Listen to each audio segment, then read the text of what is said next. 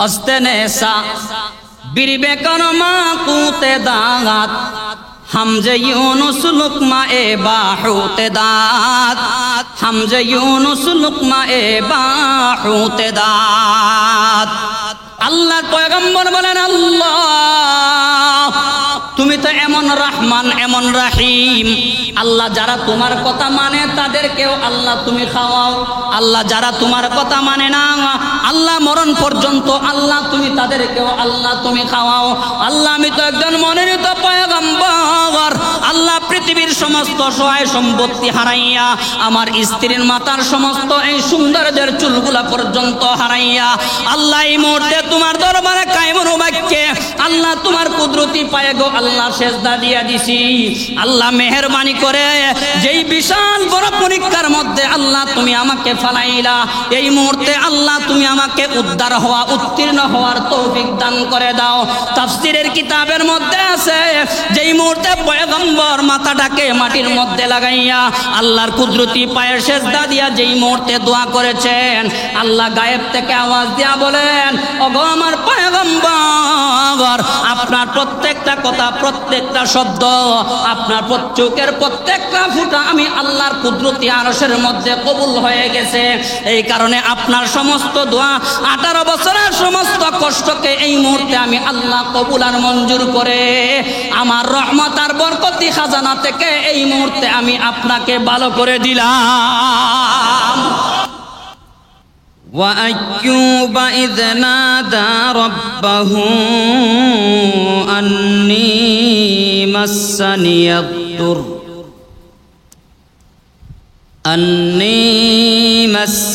الضر وأنت أرحم الراحمين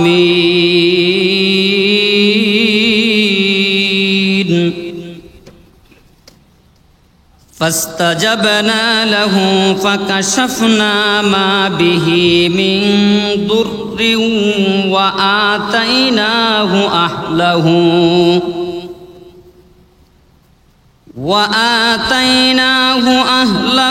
ومثلهم معهم رحمة من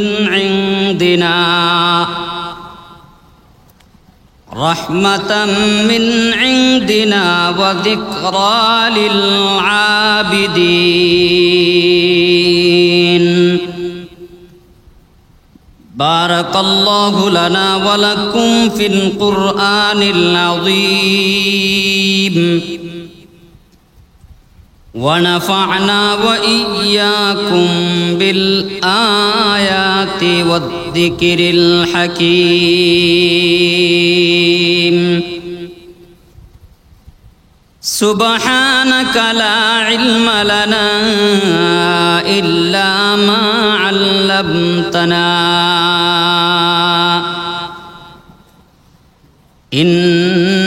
إنك أنت العليم الحكيم سبحان ربك رب العزة عما يصفون وسلام على المرسلين والحمد لله رب العالمين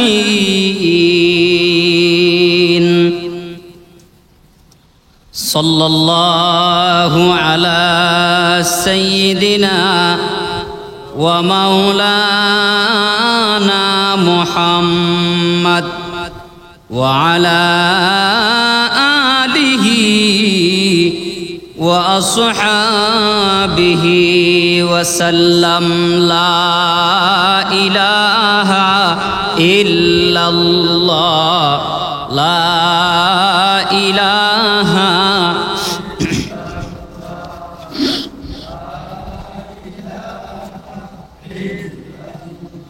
জোর আওয়াজে সবাই পড়ুন লা ইলাহা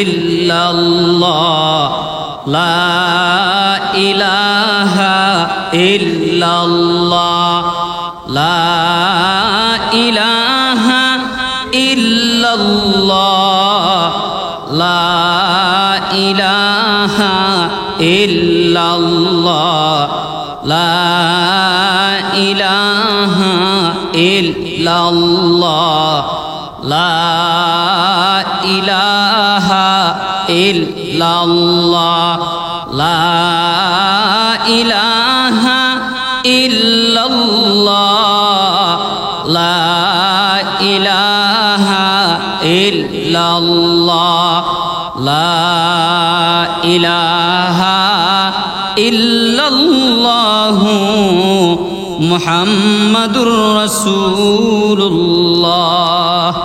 সাল্লাল্লাহু আলাইহি ওয়াসাল্লাম। আলহামদুলিল্লাহ,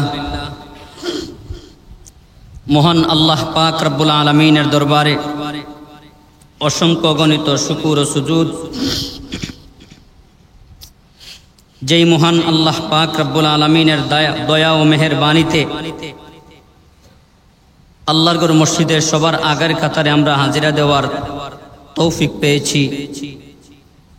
এই জন্য শুকরিয়া তান মহান মালিকের দরবারে সবাই বলি আলহামদুলিল্লাহ। যে আয়াতে কারিমা সূরাতুল আম্বিয়া থেকে আপনাদের সামনে তিলাওয়াত করেছি, মহান আল্লাহ পাক রব্বুল আলামিন তৌফিক দান করলে সামান্য সময়ের ভিতরে তিলাওয়াতকৃত আয়াতকে সামনে রেখে গত সপ্তাহের অসম্পূর্ণ আলোচনাগুলো সম্পূর্ণ করার চেষ্টা করব। আল্লাহ পাক আমাদের প্রত্যেককে আমলের নিয়তে প্রত্যেকটা কথা শ্রবণ করার তৌফিক আল্লাহ যেন দান করেন। সবাই বলেন আমিন। গত সপ্তাহে আমাদের আলোচনা ছিল আল্লাহর একজন মনোনীত পয়গম্বর হযরতে আইয়ুব আলাইহিস সালাতু ওয়াস সালামের। হযরত আইয়ুব আলাইহিস সালাতু ওয়াস সালাম আল্লাহর পয়গম্বর, আল্লাহর পক্ষ থেকে মনোনীত পয়গম্বর। আল্লাহর নবীজি বলেন, যার ইমানের পাওয়ার যদ্দূর হবে আল্লাহর পক্ষ থেকে তার ইমানি পরীক্ষাও এই পরিমাণ হবে। আমরা সাধারণ উম্মতের চাইতে আম্বিয়ায়ে কেরামের ইমানি শক্তি, ইমানি পাওয়ার ছিল অনেক বেশি। সেই কারণে আল্লাহর পক্ষ থেকে তাদের উপরে পরীক্ষাটাও ছিল অনেক বড় কঠিন। আর এই সমস্ত পরীক্ষা নবীদের উপরে আল্লাহ দিয়া উম্মতদেরকে শিক্ষা দিয়েছেন যে নবীদের উপরে যেই রকম ভাবে আফাত আর মুসিবত এসেছে, উম্মত তোমাদের উপরেও এই আফাত আর মুসিবত আসবে। তবে কথা হলো, আফাত আর মুসিবতের মধ্যে পড়ে আম্বিয়ায়ে কেরাম যেই ধৈর্যের পরিচয় দিয়েছেন, সেই ধৈর্যের পরিচয়ের শিক্ষা দেওয়ার জন্য আল্লাহ পাক জায়গায় জায়গায় পয়গম্বরগণের পরীক্ষার কথা আল্লাহ পাক উল্লেখ করেছেন। হযরত আইয়ুব আলাইহিস সালাতু ওয়াস সালাম আল্লাহর মনোনীত একজন পয়গম্বর।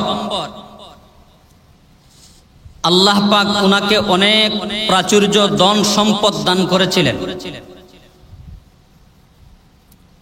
সমাজের মধ্যে একটা মানুষের মান মর্যাদা বৃদ্ধি পেতে হলে সর্বপ্রথম যেই গুণটা তার মধ্যে থাকতে হবে সামাজিক দৃষ্টিকোণ থেকে, সেই গুণটা হলো তার কাছে প্রচুর পরিমাণে ধন সম্পদ থাকা লাগবে। কারণ আমাদের সমাজের মধ্যে আমরা এমনও মানুষ দেখি 2-4-5 জন মানুষের সামনে কথা বলতে পারে না, কিন্তু টাকা আর পয়সা তার কাছে থাকার কারণে এক সময় অনেক বড় মাতাব্বর সমাজের মধ্যে হয়ে যায়। কিন্তু একটা মানুষ সমাজের মধ্যে মাতাব্বর থাকলেও যখন তার টাকা পয়সার কোনো জোর থাকে না, ওই মানুষটার তেমন কোনো মর্যাদা সমাজের মধ্যে থাকে না।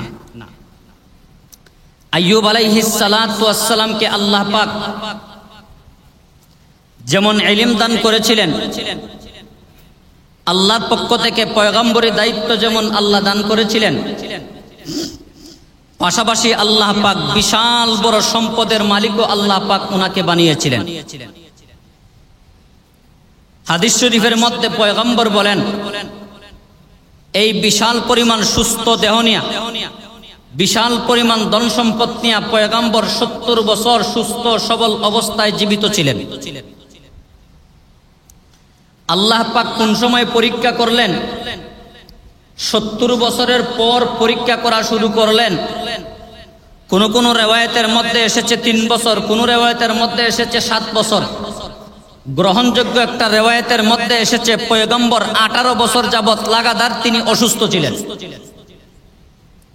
আমরা যদি 18 দিন যদি অসুস্থ হই, আমাদের ধৈর্যের বাহিরে চলে যায়, অথচ আল্লাহ বলেন লা ইকাল্লিফুল্লাহু নাফসান ইল্লা উসআহা, মানুষের শক্তি, মানুষের ধৈর্য, মানুষের তৌফিকের বাহিরে আমি আল্লাহ কিছু তাকে দান করি নাই।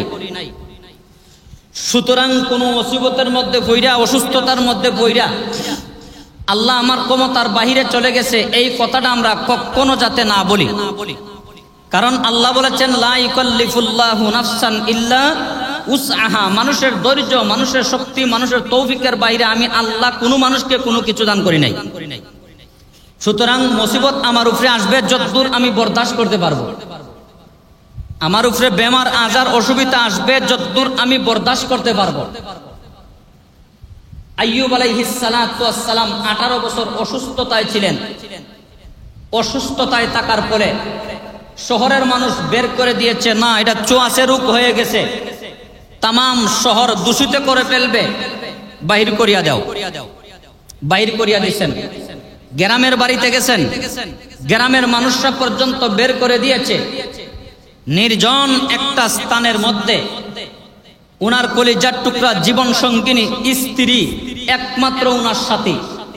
তাফসীরের কিতাবের মধ্যে আছে, আল বিদায়া ওয়ান নিহায়া কিতাবের মধ্যে আছে, আবুল ফিদা হাফেজ ইবনে কাসির রহমতুল্লাহি আলাইহি উল্লেখ করেন যে উনার স্ত্রীর সাথে উনার আপন 2 ভাইও কিন্তু সাথে ছিলেন। কিন্তু যখন দেখলেন শহর থেকে গ্রাম, গ্রাম থেকে নির্জন স্থান, আইয়ুব পয়গম্বরের কাছে পর্যন্ত দুর্গন্ধের জন্য যাওয়া যায় না, তখন ওই 2 ভাই পর্যন্ত উনার কাছ থেকে সরে গেলেন। তাহলে 2 জন সরে যাওয়ার পর শুধুমাত্র একজন স্ত্রী উনার কাছে আছেন, আর কেহ উনার কাছে নাই।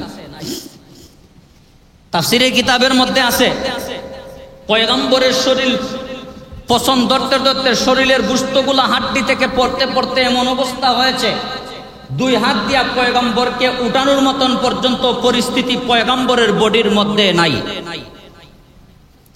পয়গম্বরকে এইভাবে ছালার চটের উপরে রাইকা উনার স্ত্রী 2 হাতের উপরে এভাবে রাইকা ওই দূর নির্জন শূন্য জনমানবহীন শূন্য স্থানের মধ্যে চলে গেছেন, যাতে করে মানুষের কোনো অভিযোগ আর না থাকে। একদিন 2 ভাই পয়গম্বরকে দেখার জন্য গেছেন। দেখি ভাইয়ের সাথে তো দীর্ঘদিন আমরা আসলাম, আজকে দেখি ভাইয়ের অবস্থাটা কি। প্রথমে যে দুর্গন্ধ ছিল পয়গম্বরের শরীরের মধ্যে, 2 ভাই যখন গেছেন কিছুদিন পরে দেখার জন্য, তখন দেখতেছেন অনেক দূরে থাকা সত্ত্বেও পয়গম্বরের শরীর থেকে দুর্গন্ধগুলা নাকের মধ্যে আসতেছে। এই 2 ভাই দূর থেকে দাঁড়াইয়া দাঁড়াইয়া একজন আরেকজনের সাথে আলাপ করেন। আলাপটা একটু শুনেন, যে আলাপটা আমাদের জিন্দেগির অধিকাংশ মানুষের সাথে সম্পৃক্ত।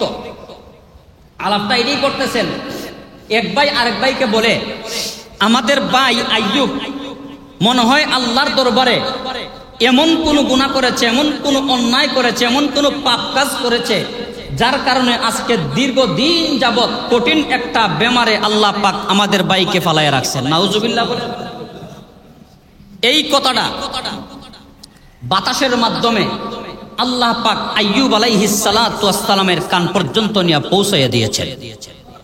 2 ভাইয়ের আলাপচারিতা।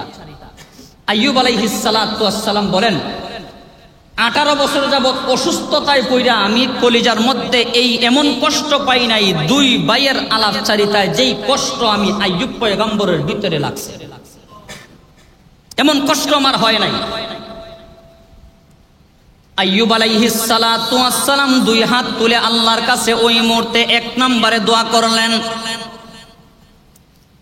ওগো রব্বুল আলামিন, সুস্থ সবল অবস্থায় আল্লাহ যতদিন পর্যন্ত হায়াত দান করেছিলা, আল্লাহ তোমার জাতের কসম খায়ে আল্লাহ তোমাকে সাক্ষী রেখে আমি বলতেছি, আল্লাহ যেই পরিমাণ ধন সম্পদ আল্লাহ আমাকে দান করেছিলা, একটা বেলা পর্যন্ত আল্লাহ এমন হয় নাই যে আমি পেট ভরে খাবার খেয়েছি আর আমার সামনে একটা মানুষ পেটের মধ্যে ক্ষুধা নিয়ে আল্লাহ আমার সামনে থেকে চলে গেছে। ওগো দয়ার আল্লাহ, যতদিন পর্যন্ত সুস্থ ছিলাম, যতদিন পর্যন্ত আমি ধনী ছিলাম, আল্লাহ আমার পেটে খাবার দেওয়ার আগে আমার পাড়া প্রতিবেশী সমস্ত মানুষের খবর নিয়ে দেখছি ওই সমস্ত মানুষের পেটের মধ্যে খাবার আছে কিনা। যেই মুহূর্তে আল্লাহর পয়গম্বর আল্লাহর কাছে এই দোয়াটা করেছেন, এই সাক্ষী রাইকা এই কথাটা বলেছেন, আল্লাহ গায়েব থেকে আওয়াজ দিয়া বলেন, ওগো আমার পয়গম্বর, আপনার কথা 100% সত্য, এই সত্যবাদিতা আর সাক্ষী স্বয়ং আমি আল্লাহ তোমার কানে পৌঁছায়া দিলাম। পৃথিবীর কোনো মাখলুক থেকে আমি এই সাক্ষী নিতে চাই না, আমি আল্লাহ তোমার এই কর্মের সাক্ষী হয়ে গেলাম। এক বেলাও পেট ভরে খাবার খাও নাই, আরেকজন মানুষকে তোমার চোখের সামনে পেট বুকা রেখে। আইয়ুব আলাইহিস সালাতু ওয়াস সালাম 2 নম্বরে আরেকটা কথা আল্লাহকে জিজ্ঞাসা করলেন, আল্লাহ আমি পয়গম্বরের গায়ের মধ্যে পোশাক আছে, আল্লাহ এমন একটা দিনও অতিবাহিত হয় নাই আমার চোখের সামনে আরেকটা মানুষ উলঙ্গ, আল্লাহ আমার ঘর থেকে কাপড় নেওয়া পর্যন্ত উলঙ্গ মানুষের শরীরের মধ্যে আল্লাহ আমি কাপড় পরাইয়া দিয়েছি। আল্লাহর সাথে সাথে গায়েব থেকে আওয়াজ দেয়া বললেন, ওগো আমার পয়গম্বর আইয়ুব, এই কথাটা সাক্ষী স্বয়ং আমি খালিক আর মালিক আল্লাহ তোমার পক্ষে এই সাক্ষীদাতা আমি হয়ে গেলাম, আমিও দেখেছি। তাহলে এই কথাটা, এই দুইটা দোয়া, দুইটা কথা সাক্ষী আল্লাহকে কেন রাখছেন? যে আমি তো কোনো মানুষের ক্ষতি করি নাই, আমি তো কোনো মানুষের সাথে আমি কোনো জুলুম করি নাই, তাহলে আমার মায়ের পেটের 2 ভাই এত বড় কথা বলবে? এই কথা বইলা যখন 2 ভাই চলে গেছে, উনার স্ত্রী উনাকে ওই নির্জন স্থানের মধ্যে রাইকা চলে গেছেন গ্রামের গঞ্জে ধনাঢ্য মানুষের দুয়ারে দুয়ারে কোনো কাজকর্ম পাওয়া যায় কিনা, সারাদিনে যা উপার্জন করবেন সন্ধ্যার সময় ওনার স্বামীকে নিয়ে ওই খাবারগুলা তিনি খাইবেন। কয়েকদিন কাজকর্ম করেছেন, কাজকর্ম করার পরে বিতাড়িত অনিষ্ট শয়তান ওই মানুষগুলার কানের মধ্যে পৌঁছাইয়া দিয়েছে, যেই মহিলাকে কাজের জন্য তোমাদের ঘরের মধ্যে জায়গা দাও, তোমরা কি জানো যেই মানুষটাকে তোমরা সুয়াসে রূপ বলে গ্রাম থেকে বের করে দিয়েছিলা, ওই মানুষটার শরীরের বডির পচা রক্ত পচা মাংসগুলা পরিষ্কার করে আর দিনের বেলা তোমাদের ঘরে আসে কাজ করার জন্য ওই পচন রোগের হাত মুসা, এই হাতটা যদি তোমাদের কাহারো শরীরের মধ্যে লাগে, তোমাদের এই ঘরের কোনো সামানার মধ্যে লাগে, এই রোগটা তোমাদের শরীরের মধ্যে সংক্রমিত হয়ে যাবে। সুতরাং আগামীকাল থেকে এই মহিলাকে তোমাদের ঘরে কাজের জন্য আর জায়গা দিবে না। নাউজুবিল্লাহ বলেন। তাহলে পয়গম্বরের কাছে টাকা নাই, খেয়াল করে কথাগুলো শুনবেন, পয়গম্বরের কাছে টাকা নাই, ধন নাই, সম্পদ নাই, আত্মীয় স্বজন নাই, ভাই বেরাদর কেহ নাই, শুধুমাত্র সম্বল ছিল, মাধ্যম ছিল একজন স্ত্রী, উনার কর্মের মাধ্যমে উনি খাবার খাইতেন। আজকে কর্মটাও মোটামুটি বন্ধ হওয়ার পথে। পয়গম্বরের স্ত্রী যখন গেছেন পরের দিন কাজ করার জন্য, দুয়ারে যখন যাইয়া ডাক দিছেন, উনারা বলে আজকে আমাদের ঘরে কোনো কাজ নাই, কাজ লাগবে না, অন্যদিন যদি কাজের জরুরত হয় তোমাকে আমরা খবর দিব, আজকে চলে যাও। আল্লাহর পয়গম্বরের স্ত্রী নিরুপায় হয়ে আরেক ঘরের দরজার মধ্যে গেছেন কাজের জন্য। একই কথা, যদি জরুরত হয় পরে বলবো, আজকে জরুরত নাই তুমি চলে যাও। আরেক ঘরের দরজার মধ্যে গেছেন, শুধু একই কথা। ভিতরের মধ্যে প্রশ্ন জাগলো, একই কথা, একই ভাষা তারা আমাকে ফিরে ফিরে দিচ্ছে, কারণটা কি? রাস্তার মধ্যে একজন মহিলার কাছ থেকে জিজ্ঞাসা করলেন, উনি বললেন যে গত দিনে আমরা শুনেছি তুমি যেহেতু তোমার স্বামীর পচা শরীরগুলা তুমি পরিষ্কার করো, এই কারণে তোমার এই হাত দ্বারা কোনো মানুষে তার ঘরের মধ্যে কোনো কাজকর্ম তোমার হাত থেকে নিবে না, এই কারণে তোমাকে না বলে তোমাকে বিতাড়িত করে দিতেছে। আল্লাহর পয়গম্বরের স্ত্রী নিরুপায় হয়ে বিশাল বড় একজন ধনাঢ্য মানুষের দরজার মধ্যে গেলেন। যাওয়ার পরে একজন মহিলাকে ওই মুহূর্তে ডাক দিয়েছেন, একটু দরজাটা খুলবেননি। ওই মহিলা দরজা খোলার পর প্রথম নাম্বার কথা বলেছে, আমার আজকে কোনো কাজ লাগবে না। আল্লাহর পয়গম্বরের স্ত্রী বলেন, তোমার ঘরের মধ্যে কোনো কাজ করার জন্য আমি আসি নাই। আমি আল্লাহর দরবারে প্রশংসা করি যেই আল্লাহ আমার স্বামীকে বিশাল বড় পরীক্ষার মধ্যে বালাইছেন। অস্তেনেসা বিরবেকন মা কুতে দাগাত হামজে ইউনুস লুকমা এ বাহুতে দাত হামজে ইউনুস লুকমা এ বাহুতে দাত। আইয়ুব আলাইহিস সালাতু ওয়াস সালামের तमाम বডিটা ওই মুহূর্তে ফুকায় ধরার পর একদম অকেজু হয়ে গেছে। আল্লাহর পয়গম্বরের স্ত্রী ওই ধনাঢ্য মহিলাকে ডাক দিয়া বলেন, মাগো, আজকে সন্ধ্যার আগে আগে আমার প্রাণের স্বামীর জন্য কোনো খাবার যে কোনোভাবেই হোক ম্যানেজ করে নেওয়া লাগবে। ওগো আল্লাহর বান্দি, আমার হাত থেকে কোনো কাজ নেবেন না, মেহেরবানি করে আমার মাথার মধ্যে বিশাল চুল আল্লাহ দান করেছেন। এই চুলটাকে আমি দুই ভাগ করেছি, এক ভাগ চুল আমার মাথা থেকে কাইটা তোমাকে আমি দান করে দেই, আর এই এক ভাগ চুলের মূল্য দাও, আমি আমার কলিজার টুকরা স্বামীর জন্য খাবার নিয়ে যেতে চাই। তদানীন্তন সময়ে ধনাঢ্য মহিলাদের কাছে গরিব গরিব মহিলারা মাথার চুল বিক্রি করত। তদানীন্তন সময়ে মাথার চুলের অনেক মূল্য ছিল। আল্লাহর পয়গম্বরের স্ত্রী মাথার চুলটাকে দুই ভাগ করে এক ভাগ চুল ধনাঢ্য মহিলার কাছে বিক্রি করে দিয়েছেন। বিক্রি করে দেওয়ার পর যা পেয়েছেন তার থেকে খাদ্য নিয়ে আল্লাহর পয়গম্বরের কাছে গিয়েছেন।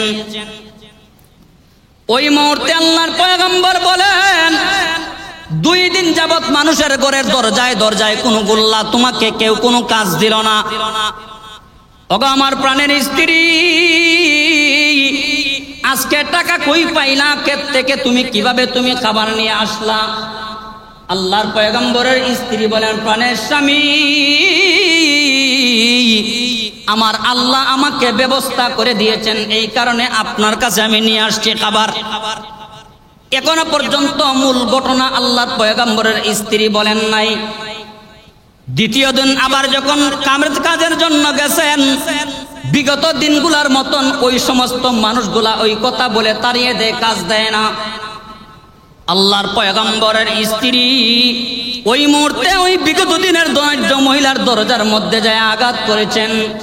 আঘাত করার পর যখন মহিলা দরজা খুলছে, ওই মুহূর্তে মহিলাকে বলেন, মাগো, বিগত দিনে আমার মাথার চুল অর্ধেক বিক্রি করেছিলাম, আজকে যেহেতু এখনো পর্যন্ত আমার স্বামীর জন্য খাবারের ব্যবস্থা করতে পারি নাই, এই কারণে আমার মাথার চুলের বাকি অংশগুলা তুমি নিয়ে নাও, আর এর বিনিময়ে কিছু টাকা দাও, যাতে করে আমার প্রাণের স্বামীর জন্য আমি এই মুহূর্তে কিছু খাবার নিয়ে যাইতে পারি। আচ্ছা, এই কথা বইলা আল্লাহর পয়গম্বরের স্ত্রী মাথার চুলগুলা সম্পূর্ণ বিক্রি কইরা খাবার যখন নিয়ে গেছেন আল্লাহর পয়গম্বরের কাছে, আল্লাহর পয়গম্বর খাবারগুলা দেখিয়া এবার তিনি শক্ত হাতে ধরেছেন, তুমি আমার স্ত্রী, আমি তোমার স্বামী, তুমি বলেছ, মানুষই বলেছে তোমাকে কেউ কোনো কাজ দেয় না, তাহলে আজকে 2 দিন যাবত তুমি কোত্থেকে তুমি খাবারগুলা আনতেছো? সন্দেহের ব্যাপার নেই না? ব্যাপার নেই, অবশ্যই। কই পাইতেছো তুমি? আমাদের তো বাড়ি নাই, ঘর নাই, সহায় সম্পত্তি নাই, আত্মীয় স্বজন আমাদের হাতের ভিতরে নাই, তাহলে কোত্থেকে আনতেছো আজকে বলা লাগবে, কোত্থেকে আসে এটা আমার জানাও লাগবে, বোঝাও লাগবে। আল্লাহর পয়গম্বরের স্ত্রী কয়েকবার বলার পর আল্লাহর পয়গম্বরের স্ত্রী মাথা থেকে তার কাপড়টা সরাইছেন। সরানোর পরে দেখাইতেছেন, অগো প্রাণের স্বামী, ওই যে দেখেন আমার মাথার মধ্যে একটা চুল পর্যন্ত নাই। ওগো আমার কলিজার টুকরা স্বামী, আপনি তো এমন একজন মানুষ, পৃথিবীর সাধারণ কোনো মানুষ নয়, আপনি তো এমন একজন মানব, পৃথিবীর সমস্ত মানবের মতন আপনি সাধারণ কোনো মানব নয়। ওগো আল্লাহর পয়গম্বর, আমি তো আপনার স্ত্রী 1 নম্বরে, 2 নম্বরে আমি হলাম একজন মনোনীত পয়গম্বরের খাদেমা। ওগো আল্লাহর পয়গম্বর, আমি সুস্থ সবল অবস্থায় থাকা অবস্থায় একজন পয়গম্বরের মুখের মধ্যে খাবার উঠবে না, তা হতে পারে না, হতে পারে না। এই কারণে আমার মাথার সমস্ত চুলগুলা বিক্রি করে আপনার মুখের জন্য এই মুহূর্তে আমি খাবারের ব্যবস্থা করে দিলাম।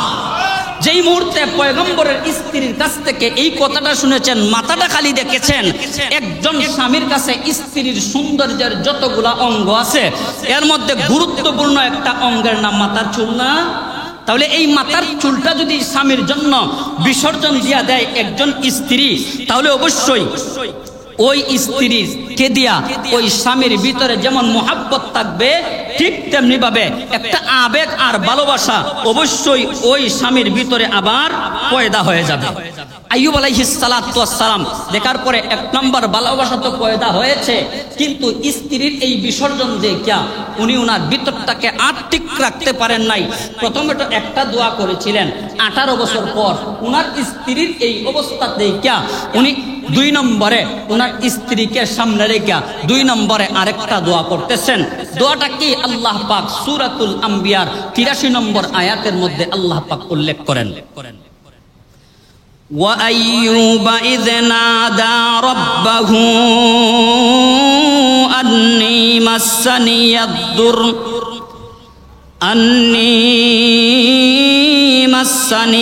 দুর ওয়া আনতা আরহামুর রাহিমিন।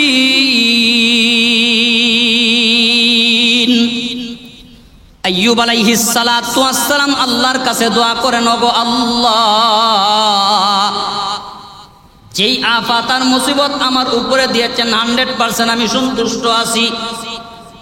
ওগো রব্বুল আলামিন,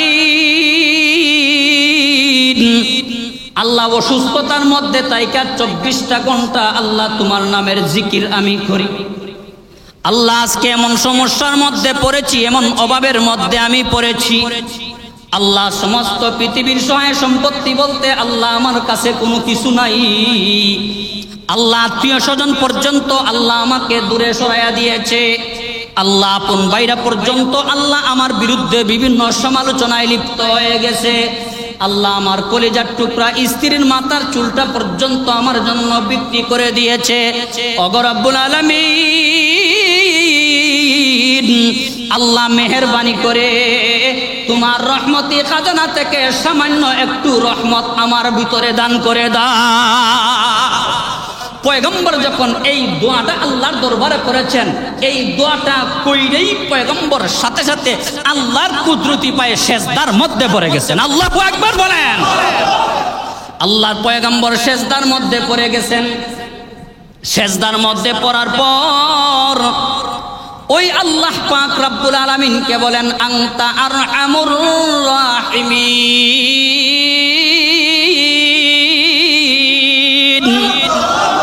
আল্লাহর পয়গম্বর বলেন, আল্লাহ তুমি তো এমন রহমান, এমন রাহিম। আল্লাহ যারা তোমার কথা মানে তাদেরকেও আল্লাহ তুমি খাওয়াও। আল্লাহ যারা তোমার কথা মানে না, আল্লাহ মরণ পর্যন্ত আল্লাহ তুমি তাদেরকেও আল্লাহ তুমি খাওয়াও। আল্লাহ আমি তো একজন মনোনীত পয়গম্বর। আল্লাহ পৃথিবীর সমস্ত সহায় সম্পত্তি হারাইয়া, আমার স্ত্রীর মাতার সমস্ত এই সৌন্দর্যের চুলগুলা পর্যন্ত হারাইয়া, আল্লাহ এই মুহূর্তে তোমার দরবারে কায়মুন বাক্যে আল্লাহ তোমার কুদরতি পায়ে গো আল্লাহ সেজদা দিয়া দিছি।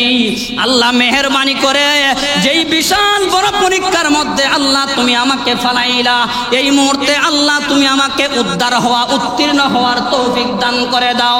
তাফসীরের কিতাবের মধ্যে আছে, যেই মুহূর্তে পয়গম্বর মাথাটাকে মাটির মধ্যে লাগাইয়া আল্লাহর কুদরতি পায়ের সেজদা দিয়া যেই মুহূর্তে দোয়া করেছেন, আল্লাহ গায়েব থেকে আওয়াজ দিয়া বলেন, ওগো আমার পয়গম্বর, আপনার প্রত্যেকটা কথা, প্রত্যেকটা শব্দ, আপনার চোখের প্রত্যেকটা ফুটা আমি আল্লাহর কুদরতি আরশের মধ্যে কবুল হয়ে গেছে। এই কারণে আপনার সমস্ত দোয়া, 18 বছরের সমস্ত কষ্টকে এই মুহূর্তে আমি আল্লাহ কবুল আর মঞ্জুর করে আমার রহমত আর বরকতি খাজানা থেকে এই মুহূর্তে আমি আপনাকে ভালো করে দিলাম। আল্লাহর পয়গম্বর যখন এই দোয়া করেছেন, দোয়া করার পরে সুসংবাদ পেয়েছেন, সুসংবাদ পাওয়ার পর তখন ইনি ভালো হইবেন কেন? আল্লাহ পাক রব্বুল আলামিন বলেন উরকুদ বিরিজলিকা হাযা মুক্তাসালুন। আল্লাহ বলেন ওগো পয়গম্বর, আপনি যেই জায়গার মধ্যে আছেন ওই জায়গার মধ্যে আপনার ডান পা দিয়া আপনি একটা আঘাত করেন, আঘাত করার সাথে সাথে একটা বিশাল বড় ঝর্ণা পরিণত হয়ে গেছে। ঝর্ণা যখন পরিণত হয়ে গেছে, আল্লাহ বলেন আমার পয়গম্বর ওই জায়গার মধ্যে আপনি গোসল করেন। আল্লাহু আকবার।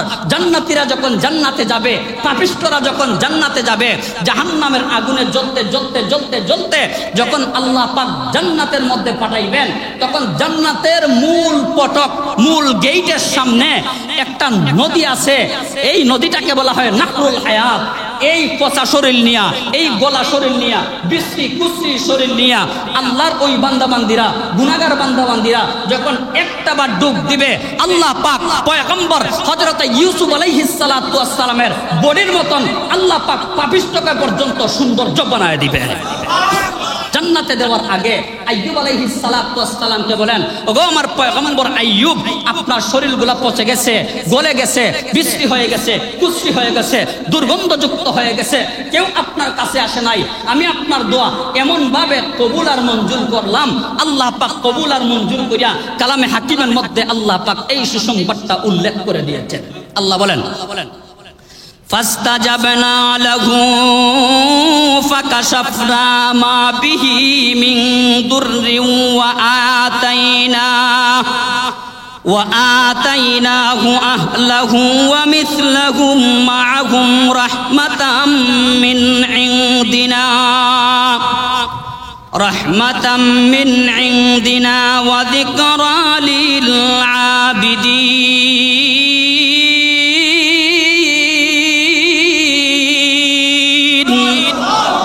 আল্লাহ পাক রব্বুল আলামিন বলেন আপনার সমস্ত কথাকে আমি আল্লাহ কবুল আর মঞ্জুর করে নিলাম। আল্লাহ আয়াতের শেষাংশে বলেন ওগো আমার পয়গম্বর, শুধু আপনার কথা নয়, আপনার মতন কিয়ামত পর্যন্ত আনেওয়ালা আমার কোনো বান্দা বান্দিরা মুসিবতের মধ্যে পইরা, অসুস্থতার মধ্যে পইরা, হাসপাতালের এক কোণার মধ্যে পইরা, অথবা নিজের ভাঙ্গা চূড়া ঘরের এই বেডের মধ্যে পইরা, অসুস্থতার মধ্যে পইরা যখন আমি আল্লাহর দরবারে তার জিন্দেগীর সবচাইতে বড় অংশ মাথাটাকে টেকায়া দিবে, আমি আল্লাহ পাক রব্বুল আলামিন আপনাকে যেইভাবে কবুল আর মঞ্জুর করেছি, কিয়ামত পর্যন্ত আনেওয়ালা সমস্ত সেজদাকারী বান্দা বান্দীদের এই সেজদাকে আমি আল্লাহ কবুল আর মঞ্জুর করার সুসংবাদ দিলাম সবার জন্য। এই কারণে আইয়ুব আলাইহিস সালাতু ওয়াস সালামের এই দোয়াটাকে কবুল আর মঞ্জুর করিয়া আল্লাহ বলেন ওগো আমার পয়গম্বর, এই জায়গার মধ্যে পা দিয়ে একটা আঘাত করেন, বিশাল বড় ঝর্ণায় যখন পরিণত হয়ে গেছে, ওই ঝর্ণার মধ্যে আল্লাহ বলেন পয়গম্বর এবার আপনার জিন্দেগির পিছনে সবকিছু আপনি ইতি টানেন, আপনি একটাবার একটু গোসল করেন। পয়গম্বর যখন গোসল করেছেন, গোসল করার সাথে সাথে আগের চাইতে সুন্দর কি আল্লাহ পাক জান্নাতি বডি আল্লাহ পাক দুনিয়াতেই আইয়ুব পয়গম্বরকে আল্লাহ দান করে দিয়েছেন। জোরে বলেন না সুবহানাল্লাহ। শুধু জান্নাতি বডি না, আল্লাহ পাক জান্নাত থেকে সুন্দর রেশমি সবুজ রঙের এক জোড়া পোশাক পর্যন্ত পয়গম্বরের শরীরের মধ্যে আল্লাহ পাক ফেরেশতাদের মাধ্যমে পরায়া দিয়েছে। উনার স্ত্রী সন্ধ্যাবেলা আসছেন স্বামীকে খোঁজার জন্য, ওই জায়গার মধ্যে স্বামী নাই। মনে মনে ভাবলেন কুকুর বিড়াল সিগাল মনে হয় আমার পয়গম্বরকে নিয়ে গেছে, কান্নাকাটি শুরু করে দিয়েছেন। ওই আগন্তুক সুন্দর জান্নাতি চেহারাওয়ালা জান্নাতি পোশাকওয়ালা লোকটা প্রশ্ন করে ওগো আল্লাহর বান্দি, কাকে আপনি খুঁজেন আর কার যন্ত্রণায় আপনি বিরহ বেদনায় আপনি কান্দেন? আল্লাহর পয়গম্বরের স্ত্রী বলেন ওগো আল্লাহর বান্দা, আমি তো আপনাকে চিনি না। আমার কলিজার টুকরা একজন স্বামী, যেই স্বামীর সয় সম্পত্তি বলতে কিছু নাই, যেই স্বামীর শরীরটা পর্যন্ত আমানত রাখে নাই, যেই স্বামীর কোনো কিছু নাই, ওই স্বামী এমন অসুস্থ অবস্থায় ছিলেন, ওই জায়গার মধ্যে আমি রেখে গিয়েছিলাম। প্রত্যেক দিন সকালবেলা যাই, জীবিকার তাগিদে সন্ধ্যার সময় আমি আমার প্রাণের স্বামীর মুখের মধ্যে খাবার উঠাইয়া দেই। ও ওগো আল্লাহর বান্দা, আজকে যেহেতু আমার স্বামীকে ওই জায়গার মধ্যে আমি পাই নাই, আমার মনে হয় কুকুর বিড়াল অথবা শ্রীগাল আমার স্বামীকে নিয়ে গেছে। যদি আমার স্বামীর একটু দুর্ঘটনা ঘটে যায়, তাহলে আমি রহিমা নামক ওনার স্ত্রী আল্লাহর কুদরতি দরবারে আসামির কাঠ গড়ায় দাঁড়িয়ে আল্লাহর পয়গম্বরের এমন খেয়ানতের জবাব আমি আল্লাহর দরবারে দিতে পারবো না। এই কারণে আমি অজুরে কান্নাকাটি করতেছি। ওই আল্লাহর বান্দা বলেন, প্রাণের স্ত্রী, আপনি মেহেরবানি করে একটু শান্ত হন, আমার চেহারার দিকে আপনি একটু মাথাটা উঠাইয়া তাকান। আল্লাহর পয়গম্বরের স্ত্রী যখন ওনার চেহারার মধ্যে তাকাইছেন, উনি ডাক দিয়া বলতেছেন, প্রাণের স্ত্রী, আমি হলাম ওই মুহূর্তে আইয়ুব পয়গম্বর। বারবার উনি মাথা নিচের দিকে দিয়া দেন, অসম্ভব কথা, আমার স্বামী তো এমন সুরতের না, জান্নাতি চেহারা বলা না, পোশাক বলা না, নির্জন স্থানের মধ্যে কে আমার স্বামীর শরীরের মধ্যে পোশাক পরাইয়া দিবে? আল্লাহর পয়গম্বর বলেন, পেরেশানি করিও না, তুমি যখন আমার কাছ থেকে চলে গেছো, তখন তোমার এই কষ্ট দেখা, অক্লান্ত পরিশ্রম দেখে আমি আমার কুদরতি আমার আল্লাহর দরবারে সেজদা দিয়েছিলাম। আল্লাহ আমার সেজদাকে কবুল আর মঞ্জুর কইরা এই মুহূর্তে ঝর্ণার মধ্যে গোসল করাইয়া আল্লাহ পাক জান্নাতি বডি আল্লাহ আমাকে বানাইয়া দিয়েছে। যখন এই কথা বলেন, মাথা আবার নিচের দিকে দিয়ে দেন, না না না, আমার স্বামীর চেহারা অত সত্তর আজকে সারা দিনের ভিতরে মুহূর্তের ভিতরে এরকম হওয়ার কথা না। উনি আল্লাহর জাতের কসম খায়া বলতেছেন, আল্লাহর জাতের কসম খায়া বললাম, আমি হলাম আল্লাহর পক্ষ থেকে মনোনীত রোগাক্রান্ত 18 বছরের রোগী, আমি আইয়ুব পয়গম্বর, তুমি আমার স্ত্রী বিবি রহিমা, তুমি সন্দেহ করিও না। যখন কসম খায়া বলছেন, তখন উনার বিশ্বাস হয়ে গেছে।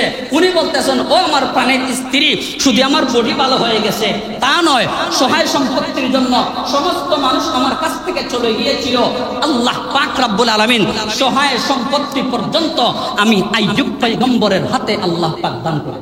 আচ্ছা, দান এখনো পর্যন্ত করেন নাই, শুধুমাত্র সুসংবাদ আল্লাহ দিবেন। এই সুসংবাদটা স্ত্রীর কানে শুনাইয়া দিবেন। তাফসীরের কিতাবের মধ্যে আছে, আল্লাহর পয়গম্বর রাতের বেলা ঘুমাইছেন ওই জায়গার মধ্যে, ওই বাড়ির সামনের মধ্যে 2টা উঠান পয়গম্বরের ছিল, মানে পয়গম্বরের না, 2টা উঠানের জায়গা ছিল। রাতের অর্ধেক ভাগে এক ভাগ বৃষ্টি হয়েছে, আবার রাতের শেষ ভাগে আরেক ভাগ বৃষ্টি হয়েছে। আল্লাহর পয়গম্বর বলেন, ফজরের পরে যখন আমি আমার ঘর থেকে বের হইলাম, তখন আমি তাকিয়ে দেখলাম আমার ডান পাশের উঠানের মধ্যে যত ফুটা বৃষ্টি আল্লাহ পাক আসমান থেকে নাজিল করেছেন, এই বৃষ্টিগুলা সাধারণ কোনো বৃষ্টি নয়। প্রত্যেকটা বৃষ্টির বদৌলতে আল্লাহ এক একটা ফুটা স্মরণের মাধ্যমে আল্লাহ পাক আমার উঠানের একাংশের স্মরণের দ্বারা আল্লাহ তাআলা পরিবর্তন করে দিয়েছে।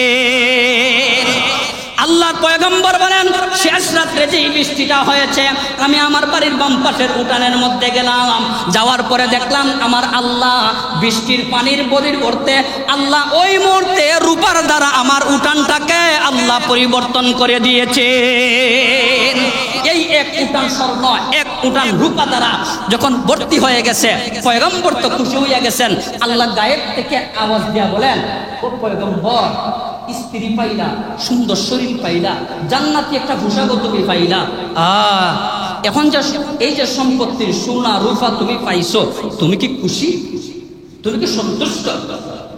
দেখেন আইয়ুব আলাইহিস সালাম কি বলেন এই জবাবে। আমরা হইলে তো বলতাম খুশি খুশি খুশি। আইয়ুব আলাইহিস সালাম বলেন, ওগো রব্বুল আলামিন, আল্লাহ আমি তো গোলাম, তুমি তো আল্লাহ আমার মালিক। জিন্দেগিতে কোনোদিন কোন গোলাম কোন মালিকের রহমতটাকে বিন্দু মাত্রের জন্য নৈরাশ হইতে পারে না। ওগো দয়ার আল্লাহ, আল্লাহ তুমি মালিক হয়ে যেই আল্লাহর রহমত আর বরকত গুলা আমাকে দিলা, আল্লাহ মরণ পর্যন্ত আল্লাহ তোমার এই রহমতের উপরে আমি আইয়ুব পয়গম্বর আশাবাদী হয়ে থাকবো। আল্লাহ আমাকে যা দিছেন আমি তো সব দান করে দিব। আল্লাহ আমি সন্তুষ্ট তো সন্তুষ্ট, কিন্তু আমার আরো আশা, আরো আল্লাহ দিবেন। আল্লাহ পাক গায়েব থেকে আওয়াজ দিলেন, ওগো আমার পয়গম্বর, আপনি আজকে থেকে যা চাইবেন তা আপনি মুহূর্তের ভিতরে আমি আল্লাহর পক্ষ থেকে আপনি পেয়ে যাবেন। আর একটু আসতে বলেন সুবহানাল্লাহ, জোরে বলেন সুবহানাল্লাহ। তাহলে একটা কথা এখান থেকে আমরা একটু শিক্ষা হাসিল করি। আল্লাহ পাক এই পরীক্ষাগুলোর কথা আল্লাহ পাক 30 পারা কালামের মধ্যে কেন বলেছেন? এই বলার উদ্দেশ্য হলো নবীরা মুসিবতের মধ্যে পইরা, অসুস্থতার মধ্যে পইরা আল্লাহর কাছে চারপত্র নিয়েছেন, পাশাপাশি আল্লাহর কাছ থেকে বিশাল বড় বড় পুরস্কারের ভান্ডারও ওনারা অর্জন করেছেন। কথা ঠিক না বেটি? তাহলে পুরস্কারটা কোন সূরতে অর্জন করেছেন? অসুস্থতার মধ্যে পইরা আল্লাহর কুদরতি পায়ে সেজদায় অবনত হয়।